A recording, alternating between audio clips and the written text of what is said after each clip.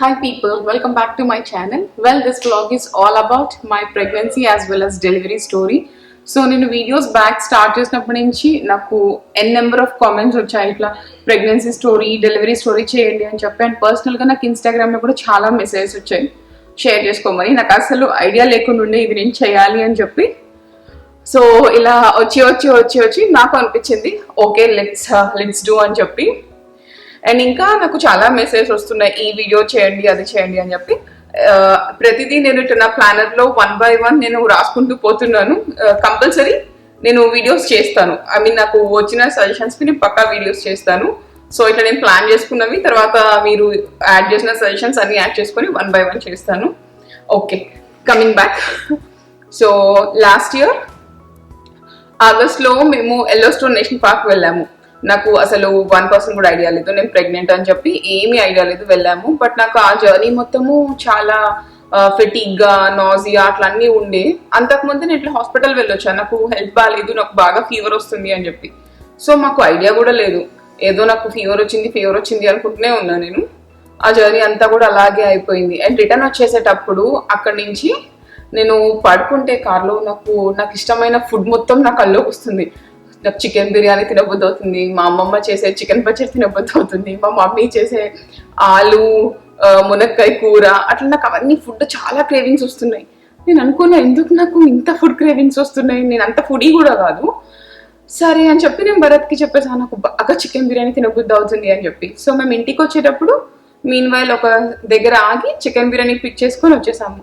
నేను complete chicken biryani తినేసా. యూజువల్గా నేను ఒక బిర్యానీ 2 days అలా తింటా, నేను ఒక్కసారి కంప్లీట్ చేయలేను. అలాంటిది కంప్లీట్గా తినేసేసి నాకు స్టిల్ నా పొట్టలో కొంచెం స్పేస్ ఉంది, నాకు ఇంకా ఆకలి అవుతుంది. నేనే అనుకున్నా ఏంది నేను ఎట్లా తింటున్నా మరి అని చెప్పి.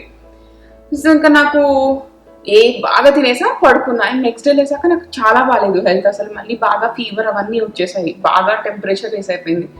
సో ఎమర్జెన్సీ హాస్పిటల్కి వెళ్ళాము, ఇట్లా మంచిగా లేదు అని చెప్పి. సో నా సిమ్టమ్స్ అని చెప్పాక డాక్టర్ నాకు చెక్ చేసి, సో డాక్టర్ కన్ఫర్మ్ చేసింది ఇట్లా ప్రెగ్నెంట్ అని చెప్పి. ఇంకా గబగబా ఇంటికి వచ్చేసి మా మమ్మీకి కాల్ చేసా. అప్పటికే టైం అరౌండ్ ఇండియాలో 1:30, 2 o'clock అవుతుంటుంది. మా మమ్మీ ఎన్నిసార్లు ఫోన్ చేసినా లిఫ్ట్ చేయలేదు. తర్వాత మా తమ్ముడికి కాల్ చేశాను నేను, వాడికి చాలాసార్లు కాల్ చేసా, వాడు లిఫ్ట్ చేయలేదు. ఫైనల్గా వాడు లిఫ్ట్ చేశాడు. వాళ్ళు ఇప్పుడు కంగారు పడిపోయాక ఏంటి అంటే నేను చెప్పా ఏం లేదు, చాలా మంచి న్యూస్, మమ్మీకి ఫోన్ ఇవ్వు అని చెప్తే వాడు ఓకే అని చెప్పి తీసుకెళ్ళి మా మమ్మీ బెడ్రూమ్కి వెళ్ళి ఫోన్ ఇచ్చాడు. మా మమ్మీ నేను చెప్పేది వినకుండా ఇదిగో చిన్నారిని చూడు అని చూపిస్తుంది. చిన్నారి ఏమో మా తమ్ముడి పాప, దానికి 4 years.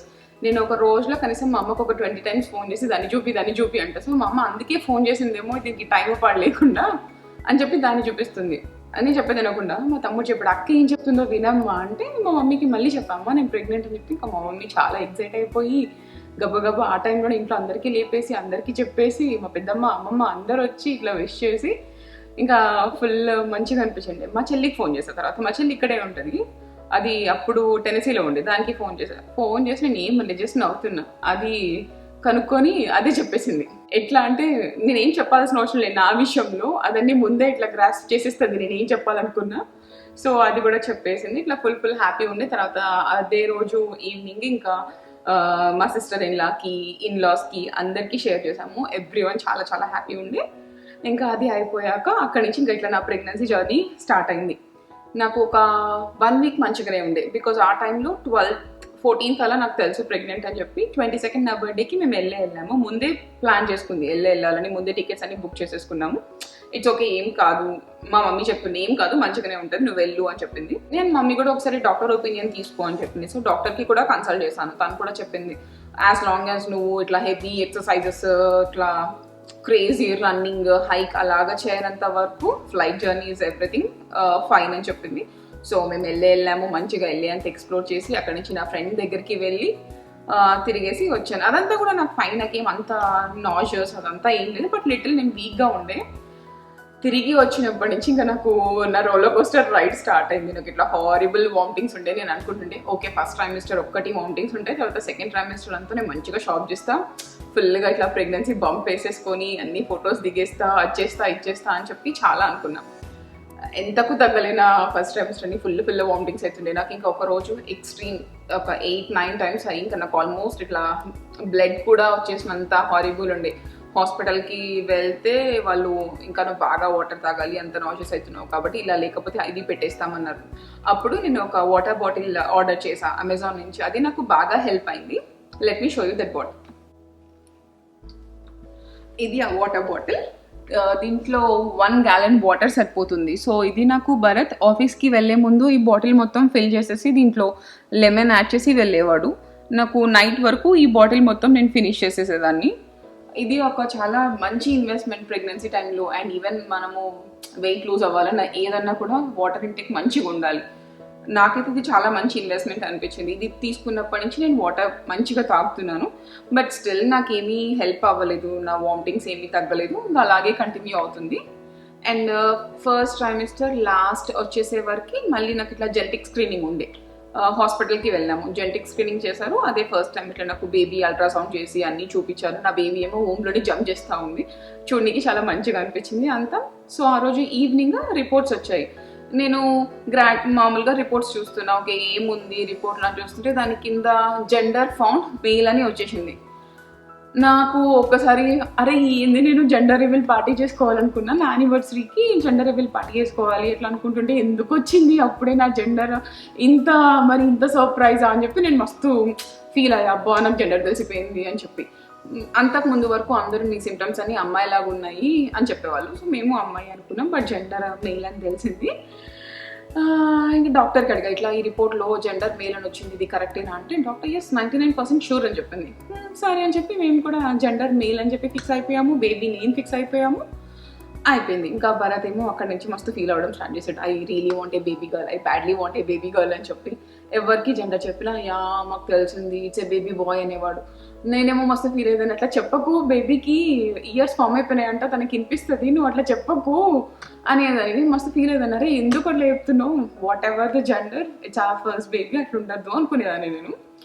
తర్వాత ఫస్ట్ ట్రైమిస్టర్ అయిపోయాక నాకు ఎప్పటి నుంచో ఉండే, నేను ప్రెగ్నెంట్ అయితే ఇండియాలో మా ఇంట్లోనే బేబీ షవర్ చేసుకోవాలి అని చెప్పి నేను డాక్టర్ని అడిగాను. ఇట్లా నేను ట్రావెల్ చేస్తాను, అదంతా ఫైన్, అంత లాంగ్ జర్నీ అని చెప్పి తను చెప్పింది అంత ఫైన్ ఏం కాదు, బట్ మస్కిటోస్ ఉన్న ప్లేస్కి వెళ్ళడము అలాగా అవాయిడ్ చేయమంది. బికాజ్ ఇండియా కూడా జీకాలో ఇంక్లూడ్ అయి ఉంటుంది. ఇండియా, మెక్సికో, ఇంకా కొన్ని కంట్రీస్ నాకు అంత గుర్తులేదు. సో ఇండియా, మెక్సికో అయితే నాకు మంచి గుర్తుంది. అవాయిడ్ చేయండి అని చెప్పింది. ఎలాగూ ఎంత మనం ప్రికాషన్ తీసుకుంటాం కాబట్టి మా ఇంట్లో అట్లా నేను ప్రెగ్నెంట్, తర్వాత మా ఇంట్లో చిన్న పాప ఉంది, మా తమ్ముడు కూతురు. సో మేము ఎప్పుడు నీట్గా అట్లా చేసే పెడతారు పాప కోసం అంతా. సో మస్కిటోస్ అంతా ఏమీ ఉండదు. నేను ఇండియా వెళ్ళా. సో ఇట్లా నేను ప్రెగ్నెంట్తో వెళ్తే మా ఇంట్లో అందరు మస్తు హ్యాపీగా ఉన్నారు. వచ్చినప్పటి నుంచి ఇంకా అంతా షాపింగ్ బేబీ షవర్కి. అదే టైంకి నా బేబీ షవర్, మా తమ్ముడు పెళ్ళి ఒకరోజే అయిపోయింది. సో మేము మొత్తం షాపింగ్ చేస్తున్నాము. స్టిల్ అప్పటికి ఇంకా నా జెండర్ మెయిల్ లాగే ఉండే కాబట్టి నేను బ్లూ శారీ కొనుక్కున్నాను ఫస్ట్. తర్వాత ఇంకా కొన్ని శారీస్ సెలెక్ట్ చేసి పెట్టా, రెడ్ అట్లా అంతా. మా తమ్ముడు ఆల్ ఆఫ్ సడన్ వచ్చేసి నాకు ఒక పింక్ శారీ పిక్ చేసి ఇచ్చాడు. అక్క నువ్వు ఈ శారీ తీసుకో, నీకు మంచిగా ఉంటుంది అని చెప్పి.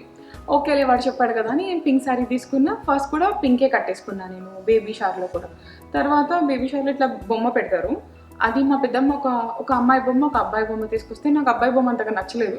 నాకు అమ్మాయి బొమ్మే పెట్టండి అని నేను అమ్మాయి బొమ్మ పెట్టించేసుకున్నా. అట్లా నాకు బేబీ షవర్ అయిపోయింది. అప్పటికి కూడా స్టిల్ నా జెండర్ మేలే. అంతా అయిపోయింది. మేము రిటర్న్ యుఎస్ వచ్చేసాము. యుఎస్ వచ్చేసాక ఆల్మోస్ట్ 5th month లేకపోతే 6th month ఎండ్ స్టార్టింగ్ అట్లా టైంకి మళ్ళీ అల్ట్రాసౌండ్కి వెళ్ళాను నేను.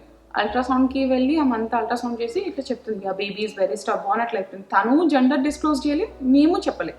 బికాస్ మాకు తెలుసు ఇట్స్ మేల్ బాయ్ అని చెప్పి ఇంకా అట్లనే ఉన్నాము. కాసేపు అయిపోయాక నాకు నా ఫ్రెండ్ చెప్పింది ఇట్లా ప్రైవేట్ పార్ట్స్ అన్నీ అడుగు వెళ్ళినప్పుడు అని చెప్పి. అప్పుడు నేను అట్లా భరత్ అడిగాడు అంటే yeah baby is good, she a baby girl అని చెప్పింది. మేము ఒక్కసారి షాక్ అయిపోయింది, బేబీ గర్ల్ అని బేబీ బాయ్ కదా అని ఆమెకి అడిగాము. లేదు 100% షూర్ ఇట్స్ ఎ బాయ్, నేను ఇట్లా నా శాలరీ మొత్తం కూడా బెడ్ చేసేస్తాను మీకు బేబీ గర్ల్ అని చెప్పి తను నాకు 3 times అల్ట్రాసౌండ్ చేసి డాక్టర్ని తీసుకొచ్చి అంతా చెప్పింది. నేనేమో కొంచెం షాక్లో ఉన్నా. అంటే నాకు ఏ జెండర్ అయినా ఫైన్, బట్ నేను అట్లా బేబీ బాయ్ అని ఒక ఫ్యూ మంత్స్ నా మైండ్లో ఫిక్స్ అయిపోయి నేను కూడా ఫిక్స్ అయ్యా కాబట్టి నేను షాక్లో ఉన్నా. భరత్ ఏమో ఫుల్ హ్యాపీగా ఉన్నాడు, ఫుల్ ఎంజాయ్ చేస్తున్నాడు. నాకైతే పిచ్చ కోపం వస్తుంది, ఎందుకు ఇట్లా జెండర్ మారింది అని చెప్పి. నాకు అట్లా ఏం లేదు, ఏ జెండర్ అయినా వెరీ హ్యాపీ. బట్ నాకు ఇట్లా ఒక పిక్చర్ ఉండే కదా మైండ్లో, సో అది మారిపోయింది. ఇంకా మళ్ళీ మా మమ్మీకి మిడ్ నైటే ఫోన్ చేశాను, 2కో 3కో అమ్మ ఇట్లా జెండర్ ఇట్లా మారింది అని చెప్పి. మా ఇంట్లో కూడా ఫైన్, ఎవరు ఏమి ఫీల్ అవ్వడం అట్లా ఏం లేదు. మా మమ్మీ మంచిగా ఏం కాదు, పుట్టని అమ్మాయిలు అందరూ లక్ష్మీదేవులు వస్తారు మన ఇంటికి, అందరు లక్ష్మీదేవులు మొత్తం మన ఇంటికే వస్తారు అట్లా అంటుండే. ఇంకా అయిపోయింది. ఈ ఐషాని అనే నేమ్ ఎక్కడో ఇట్లా నేమ్ చూసి నేమ్ చాలా బాగుంది, దుర్గాదేవి నేమ్ అని చెప్పి ఇట్లా పవర్ఫుల్ గాడెస్ అట్లా అనుకున్నాము. సో ఇంకా బేబీ గర్ల్ అని తెలిసిన వెంటనే నాకు భరత్కి నేమ్ చాలా ఇష్టం. సో ఇంకా ఐషాని అని ఫిక్స్ అయిపోయాము. సో నాకు సెకండ్ ట్రైమిస్టర్లో కూడా అట్లానే ఉండే, నాకు వామిటింగ్స్ ఏం తిన్నా వామిటింగ్స్ ఉండే. నేను ప్రాపర్గా ఫుడ్ తిన్న టైం ఫ్రేమ్ ఏమో నేను ఇండియాలో ఉన్న కొన్ని రోజులు నాకు ఎంత వామిటింగ్స్ అయినా మా మమ్మీ మళ్ళీ మంచిగా వండి పెడుతుండే. అండ్ ఫస్ట్ ట్రైమిస్టర్లో 1 వీక్ మా చెల్లి వచ్చింది, అది నాకు బాగా చేసి పెట్టి తర్వాత ఫుడ్ మొత్తం చేసి నాకు ఫ్రిడ్జ్లో పెట్టిపోయింది. ఇంకా నా ఫ్రెండ్స్, నాకు నా ఒక బెస్ట్ ఫ్రెండ్ షికాగో నుంచి నాకు ఇట్లా చేసి కొరియర్ చేసి పంపించింది నాకు కావాల్సిన ఫుడ్స్ అన్ని. నాకు ఇంకా నియర్ బై ఉన్న ఫ్రెండ్ కూడా నాకు అన్ని ఫుడ్ వండి వాళ్ళ హస్బెండ్తో పంపించేది, నేను వెళ్ళినప్పుడు నాకు ఇచ్చేది. సో నా ఫ్రెండ్స్ అంతా కూడా నాకు నా ఈ ప్రెగ్నెన్సీ జర్నీలో almost like what ever help they can do వాళ్ళు చేశారు. ఎమోషనల్గా నాకు సపోర్ట్ చేసేవాళ్ళు, దగ్గర లేని వాళ్ళు నాకు ఇట్లా ఫోన్ చేసి ఎవ్రీ వీక్ నేను ఎట్లున్నా, నా హెల్త్ ఎట్లుంది అంతా కనుక్కోవడము. అండ్ నాకు దగ్గర ఉన్న ఫ్రెండ్స్ నాకు కుక్ చేసి ఇవ్వడము నా ఫేవరెట్. ఇంకా ఒక నా ఫ్రెండ్ నాకు బేబీ షవర్ చేసింది, సర్ప్రైజ్ బేబీ షవర్. నాకు 1% కూడా ఐడియా లేదు. పోర్ట్లాండ్లో తన ఊరికి నాకు దుర్గా వచ్చేసేయి ఒక 1 వీక్ రా పోర్ట్లాండ్కి, 1 వీక్ రా అట్లా అంటే సరేలే అని చెప్పి నేను భరత్ వెళ్ళాను. తర్వాత ఆ రోజు తను నాకు ఇల్లు అంతా క్లీన్ చేపిస్తున్నా, నువ్వు వేరే ఫ్రెండ్ దగ్గరికి వెళ్ళి నిద్రపోవో, నీకు కెమికల్స్ పడవు అట్లా అంటుంది. ఏం కాదు సరేలే నేను సెఫోరాకి వెళ్ళి షాప్ చేసి వస్తా. సెఫోరా నా ఫేవరెట్ ప్లేస్. అప్పుడు ఈ కోవిడ్ అంతా ఏం లేకుండా ఉండే కదా, సో మంచిగా. అండ్ పోర్ట్లాండ్ ఎప్పుడు వెళ్ళా నేను ఏదో ఒకటి షాప్ చేస్తాను, ట్యాక్స్ ఫ్రీ కదా, మనం ఏం కొంటే అంతకే పే చేస్తాం, ఎక్స్ట్రా ట్యాక్స్ ఏం పెట్టాల్సిన అవసరం లేదు. అందుకే ఇంకా సెఫోరాకి వెళ్ళి నా ఫేవరెట్ లిప్ కలర్స్ అవి ఇవి అన్ని కొనుక్కొని వచ్చా. ఇంటికి వచ్చి ఇట్లా డోర్ నాక్ చేసినప్పుడు చిన్నపిల్లలందరూ వచ్చి సర్ప్రైజ్ అన్నారు. నాకు అప్పుడు కూడా ఏమి క్లూ లేకుండా నేను అనుకున్నా ఓకే చిన్నపిల్లలందరూ ఇట్లా ఆడుకుంటున్నట్టున్నారు సర్ప్రైజ్ అనుకుని ఇంకా హాల్లోకి వచ్చేస్తే అక్కడ మంచిగా ఫుల్ అదంతా డెకార్ చేసి అంతా చేసి పెట్టింది. అండ్ నాకు ఏమీ చెప్పదు కాబట్టి అది డ్రెస్సెస్ కూడా అదే తెప్పించింది నాకు. అది అయితే నాకు one of the memorable thing. నాకు అనుకుంటుండే నేను ఇండియన్ అమెరికన్ 2 చేసుకోవాలి బేబీ షవర్ అని చెప్పి, అది తను చేసేసింది. నాకు చాలా చాలా మంచిగా అనిపించింది. అసలు ఇంకెంత అంటే అంత హ్యాపీ అనిపించింది ఆ రోజు. బికాస్ నాకు అంత 1% కూడా క్లూ లేదు నాకు కానీ భరత్కి కానీ. అది అయిపోయింది. అప్పుడు అది నాకు చాలా ఫుడ్ చేసి దోశ బ్యాటర్, ఇడ్లీ బ్యాటర్ అన్ని చేసి మంచిగా పంపించింది. అది అరౌండ్ డిసెంబర్ అట్లా, ఇంకా న్యూ ఇయర్ అంతా దగ్గరకు వచ్చేసింది. బట్ అప్పటికి కూడా స్టిల్ నాకు ఒకటే ఉండే కంప్లైంట్, నాకు బాగా వామిటింగ్స్ ఉండడం వల్ల నేను చాలా సిక్ ఉండేదాన్ని. ట్రస్ట్ మీ, నా ప్రెగ్నెన్సీ మొత్తము నన్ను కొంతమంది అడుగుతున్నారు మీరు ఏం ఫుడ్ తిన్నారు, ఎలా తిన్నారు అని చెప్పి. నేను దోశ తప్పితే ఏం తినలేదు. అది కూడా దోశ మా సైడ్ ఇట్లా ఒక చట్నీ చేసుకుంటారు, అన్ని రా వెజిటేబుల్స్ వేసేసి, రా ఆనియన్, రా టొమాటో, రా మిర్చి, తర్వాత కొంచెము గార్లిక్, జీలకర్ర వేసేసి మిక్సీ పడతారు అంతే, చింతపండు వేసి. నేను అదొక్కటే తినేదాన్ని, దోశ అది. ఇంకా అప్పుడప్పుడు పాపం భరత్కి అస్సలు పట్టరు. అది ఒక పొటాటో రైస్ ఏదో వచ్చు, పొటాటో రైస్, టొమాటో రైస్ అని చేసేవాడు. ఇంకా మా మమ్మీ మొత్తం నా ప్రెగ్నెన్సీ మొత్తం కొరియర్ పంపిస్తుండే ఇంట్లో నాకు ఇష్టమైన ఫుడ్స్ అన్నీ చేసి నాకు ఇట్లా కొరియర్ పంపిస్తూనే ఉండే. కానీ బట్ నేను ఏమీ తినలేకపోయా, ఫ్రూట్స్ కానీ ఏది తిన్నా నేను డ్రాప్ చేసుకునేదాన్ని. ఒక 3rd ట్రైమిస్టర్ అట్లా వచ్చేసినప్పటి నుంచి ఇంకా నాకు డాక్టర్స్ నాకు ఇదే చెప్తుండే, నేను వెయిట్ పుట్ ఆన్ అవ్వడం లేదు అని చెప్పి. ఇంకా నేను ఎంత తిన్నా కూడా నేను డ్రాప్ చేసుకునేదాన్ని. సో నాకు ఇంకా నోవే నేను వెయిట్ పుట్ ఆన్ అయ్యే ఛాన్స్ నాకు లేకుండా ఉండే. నేను అప్పటికి టాబ్లెట్స్ నేను వెరీ స్ట్రిక్ట్ ఇట్లా టాబ్లెట్స్ వేసుకోను, అందుకని ఇట్లా మోషన్ సిక్నెస్ బ్యాన్స్ వేసుకునేదాన్ని, అన్నీ చేసేదాన్ని. బట్ వాట్ ఎవర్ అది నా బాడీ ఇంకా అలాగే రియాక్ట్ అయింది. సో బాగా వామిటింగ్స్ ఉండే. అలాగే ఇంకా నేను మేనేజ్ చేస్తూ వచ్చా. సో ఇట్లా నేను 34 వీక్స్కి వచ్చినప్పుడు నాకు డాక్టర్ చెప్పింది మై టమ్మీ ఈజ్ మెజరింగ్ లో అని చెప్పి. అక్కడ నుంచి స్టార్ట్ అయింది అంతా. ఇట్లా నాకు టమ్మీ తక్కువ మెజర్ అవుతుంది అని చెప్పి. సో నాకు ఇట్లా 34 నుంచి 39 వీక్స్ వరకు ఎవ్రీ వీక్ నాకు ఇట్లా బేబీకి గ్రోత్ స్కాన్ చేసేవాళ్ళు, మెజర్ ఎంత అవుతుంది, బేబీ ఎంత అవుతుంది అని చెప్పి.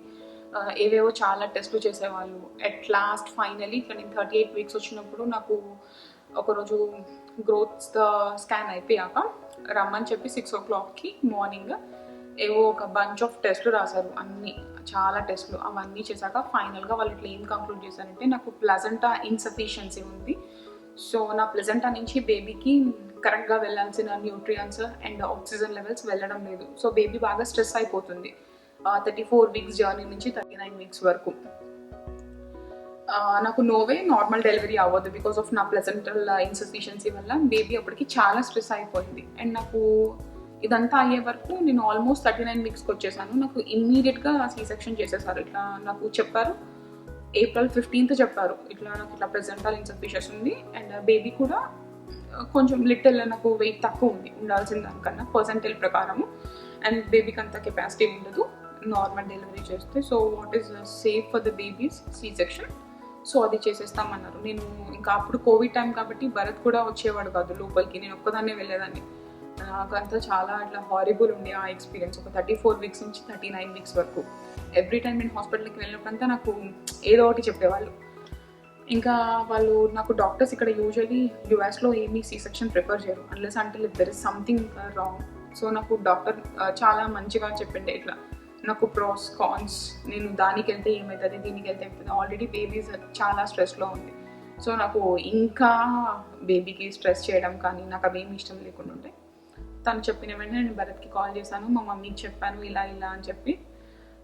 సో సీ సెక్షన్కి ఓకే అని చెప్పి ఫామ్స్ అంతా ఫిల్ చేసి వచ్చేసాను. నాకు April 17th డేట్ ఇచ్చేసారు సీ సెక్షన్కి.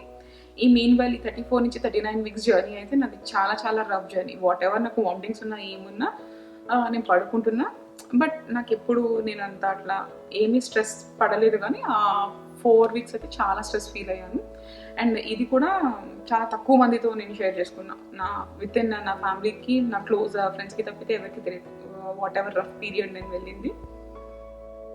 సో ఇంకా అట్లా అంతా సీ సెక్షన్ అయిపోయింది. ఆ మీన్ వైల్లో కూడా భరత్ నాకు ఎప్పుడు ఫుల్ సపోర్ట్ చేసేవాడు. ఏం కాదు నేను ఇట్లా ఏడుస్తున్నా ఏడవకు, ఏం కాదు మంచిగా ఉంటుంది అని చెప్పి. అండ్ ఇంకా తను ఫుల్ ఇట్లా నా మూడ్ మార్చేసేయాలని చెప్పి ఫోటోషూట్స్కి తీసుకెళ్తా అనేవాడు. నాకు ఈ కోవిడ్ భయం ఒకటి అండ్ నా స్ట్రెస్ ఒకటి, నేను అస్సలు నువ్వే నాకు అసలు ఫోటోషూట్ వద్దు ఏం వద్దు అట్లా చెప్పేదాన్ని. లేదు అంత మంచిగా అయిపోతుంది, ఇది నువ్వు ఇట్లా ఈ మూమెంట్స్ అన్నీ క్యాప్చర్ చేసుకోవాలని చెప్పి బలవంతంగా నాకు రెడీ చేయించి తీసుకెళ్ళేవాడు. తను ఇట్లా కొన్ని మెటర్నిటీ షూట్స్ తీసేవాడు. నాకు అసలు ఇంట్రెస్ట్ లేకుండా ఉండే, వద్దు అని చెప్పి. ఫైనల్లీ April 17th వచ్చేసింది. నీకు April 16th కూడా నాకు మొత్తం వామిటింగ్సే. అసలు ఆ రోజు కూడా నేను ఏం తినకుండా వామిటింగ్స్ అవుతూనే ఉండే. పాపం మా మమ్మీ ఒక 3 వీక్స్ ముందే వచ్చింది. నన్ను చూసి మా మమ్మీ అసలు చాలా ఫీల్ అయింది, ఏంది ఇంత వామిటింగ్స్ నేను ఎవరికి చూడలేదు అసలు అని చెప్పి. ఇంకా ఆ రోజు నైట్ అయితే నాకు అసలు నిద్రపట్టలేదు. మేబీ ఇట్లా నార్మల్కి వెళ్ళిపోవడం, పెయిన్స్ వచ్చి నార్మల్కి వెళ్ళిపోవడం ఇంకొకలాగా ఉంటుందేమో. ఇట్లా ముందే చెప్పి నాకు ఇది ఫస్ట్ బేబీ కాబట్టి అండ్ ఆల్రెడీ నాకు ఇట్లా కాంప్లికేషన్స్ ఉన్నాయి కాబట్టి నాకు చాలా అసలు నిద్ర రాలేదు. హోల్ నైట్ మేబీ నేను ఒక 30 minutes కూడా పడుకోలేను. తిరుగుతూనే ఉన్నా హాల్లో. నేను తిరుగుతున్నా, భరత్ తిరుగుతున్నాడు, మా మమ్మీ టెన్షన్ పడుతుంది. ఇంకా అలాగే హాస్పిటల్ బ్యాగ్ అంతా ప్యాక్ చేసుకొని హాస్పిటల్కి వెళ్ళాము. 8 o'clockకి వచ్చేసేయాలి అని చెప్పారు. సో 8 o'clockకి హాస్పిటల్కి వెళ్ళాను. తర్వాత అక్కడ అవన్నీ నాకు చెక్ చేసి అన్నీ చేసి ఆపరేషన్ థియేటర్లోకి తీసుకెళ్ళిపోయారు. నాకు అనస్థీషియా ప్రాసెస్ మొత్తం ఎక్స్ప్లెయిన్ చేస్తారు ఇక్కడ మనకు. వాళ్ళని అడిగారు, నీకు స్టెప్ బై స్టెప్ కావాలా లేకపోతే ఒకసారి ప్రాసెస్ మొత్తం వింటావా అని చెప్పి. ఫ్రాంక్లీ స్పీకింగ్ నా బ్రెయిన్ అయితే నాకు అసలు వర్కే అవ్వడం లేదు. వాళ్ళు ఏం చేసినా నేను ఓకే. నాకు only one thing what I want is నాకు బేబీ సేఫ్గా బయటకు వచ్చేసేయాలి. అంతకుమించి నాకు ఏం ఆలోచించడం లేదు. వాట్ ఎవర్ అని చెప్పి నేను మీ ఇష్టం అని వదిలేసాను. సో అతను నాకు ప్రాసెస్ ఎక్స్ప్లెయిన్ చేస్తున్నాడు. ఎపిడ్యూరల్ ఇచ్చేసారు. ఎపిడ్యూరల్ ఇచ్చిన వెంటనే నాకు ఇట్లా వామిటింగ్ ట్రిగర్ అయింది. చెప్తే వాళ్ళు మళ్ళీ ఇంకేదో ఇంజెక్ట్ చేస్తారు, యాంటాసిడ్స్ ఏదో చేస్తారు ఐవి త్రూవే. నాకు వామిటింగ్ ఆగిపోయింది. నాకు ఇచ్చింది లోకల్ అనస్థీషియా అయినా కూడా మేబీ నేను నైట్ అంతా పడుకోకపోవడం వల్ల ఏమో నేను వెళ్ళిపోయాను నిద్రలోకి. అసలు నాకు ఏమీ గుర్తులేదు. తర్వాత ఇక నాకు లేపారు డాక్టర్స్, ఇంకా ఫ్యూ మినిట్స్లో నీకు బేబీ పుట్టిస్తుంది, you have to wish your baby a very happy birthday అని చెప్పి లేపారు. నేను ఇంకా బ్లాంక్ ఇట్లా వేసి కళ్ళు చూసేలోపు వాళ్ళు ఇట్లా స్క్రీన్ మీదకి నా బేబీని చూపించేశారు. అండ్ వెరీ ఫస్ట్ థింగ్ నేను విన్నది భరత్ చెప్పింది, బేబీ సేమ్ నీలాగే ఉంది సోనియా, యాస్టిస్ నీలాగే ఉంది అని చెప్పి. ఇంకా తర్వాత ఇంకా అందరూ ఫోన్ చేస్తుండే, మా మమ్మీ వాళ్ళు ఆంటీ వాళ్ళు అందరు ఫోన్ చేస్తుండే, భరత్ అందరికీ చూపిస్తూ బేబీని అట్లా అందరూ సోనీలాగా ఉంది అని చెప్తుండే. తర్వాత అన్నీ చెక్ చేసి దో బేబీ వెయిట్ కొంచెం తక్కువ ఉన్నా షీస్ పర్ఫెక్ట్లీ ఫైన్, తన వైటల్స్ అన్నీ మంచిగా ఉన్నాయి, అంతా మంచిగా ఉంది. మేము 2 days హాస్పిటల్లో ఉన్నాము. తర్వాత డిశ్చార్జ్ అయ్యి ఇంటికి వచ్చేసాము. ఇది నా ప్రెగ్నెన్సీ జర్నీ. సో ఇంత ఎమోషనల్ అండ్ స్ట్రెస్ఫుల్ జర్నీలో నేను ఆపరేషన్ థియేటర్లోకి వెళ్తున్నప్పుడు ఆల్రెడీ నాకు ఐవి అన్నీ పెట్టి ఇట్లా తీసుకోబోతున్నారు. భరత్కి ఇట్లా సర్జికల్ సూట్ వేస్తారు కదా, తనే నాతో ఉన్నాడు కాబట్టి తన పాకెట్లో ఫోన్ ఉన్నది, ఎట్లా తీయాలని చెప్పి కింద మీద పడి ఏదో చేసి ఆ సూట్ని నాకు తెలిసి ఆల్మోస్ట్ చించేసినంత పని చేస్తున్నాడు. ఇంత స్ట్రెస్లో కూడా నాకు చాలా నవ్వు వచ్చింది. నేను చెప్పాను తనకి, నువ్వు చూడు నాకు సర్జరీ చేసేలోపు ఆ సూట్ నువ్వు చించేస్తావని చెప్పి. అంతసేపు కూడా పట్టలేదు. అనస్థీషియా డాక్టర్ వచ్చి చెప్పి సూట్కి బొక్క పెట్టేశాడు. నాకు నిజంగా అది ఎంత నవ్వు వచ్చిందంటే, అసలు తను అన్ని ఇట్లాంటి పనులే చేస్తాడు. ఇంట్లో కూడా అన్ని కింద పడేయడము, లేకపోతే ఏవో ఇలాగే చేసేసి నవి బటరీ హ్యాండ్స్ అంటాడు. అక్కడ కూడా అదే పని చేస్తాడు. నట్స్ కూడా చెప్పింది అలా చించకూడదు. నాకైతే చాలా చాలా నవ్వు వచ్చింది. నేను ఇంటికి వచ్చిన వెంటనే, ఇంటికి కూడా కాదు, నాకు ఇట్లా అనస్థీషియా అంతా వెళ్ళిపోయి అంతా అయిపోయి అంత బేబీని పట్టుకు అంతా అయిపోయాక ఆ రోజు నైట్ మా అమ్మతో మాట్లాడుతూ, మా అమ్మ మా తమ్ముడు వీళ్ళందరితో మాట్లాడుతూ ఫస్ట్ వాళ్ళకి ఇదే చెప్పి ఇట్లా చేశాడు సర్జరీ రూమ్లో, నాకు ఇట్లా ఫుల్ నవ్వు వచ్చింది అని చెప్పి. Okay, that's all for today's video. And one last thing I want to say, if you are packing for hospital, please don't overpack. నేను కూడా అన్ని వీడియోస్ చూసి చాలా ఓవర్గానే ప్యాక్ చేసుకొని వెళ్ళాను. అసలు ఏది యూజ్ చేయలేదు. నేను ప్యాక్ చేసుకున్న వాటిలో ఒకటి నాకు యూజ్ అయింది, నా బాత్రూమ్. బికాస్ హాస్పిటల్ గౌన్స్ మొత్తం బ్యాక్ అంతా సీ త్రూ ఉంటాయి కాబట్టి మనకు జస్ట్ నా బాత్రూమ్ ఒక్కటే నాకు యూజ్ అయింది. అండ్ అస్సలు ఓవర్ ప్యాక్ చేసుకోవద్దు. మీరు హాస్పిటల్లో ఉన్నన్ని డేస్ మీకు హాస్పిటల్ అన్ని ప్రొవైడ్ చేస్తుంది. అండ్ ఇంటికి వచ్చినప్పుడు మీకు ఒక డ్రెస్, బేబీకి డ్రెస్ అట్లా ప్యాక్ చేసుకోండి. And I'm planning to do ఇట్లా ప్రెగ్నెన్సీ సిరీస్. నెక్స్ట్ వీడియో వచ్చేసి post partum essentials. And that's all for today's video. I'll see you in my next video. And don't forget to subscribe, like and share, and hit the bell icon for all my notifications.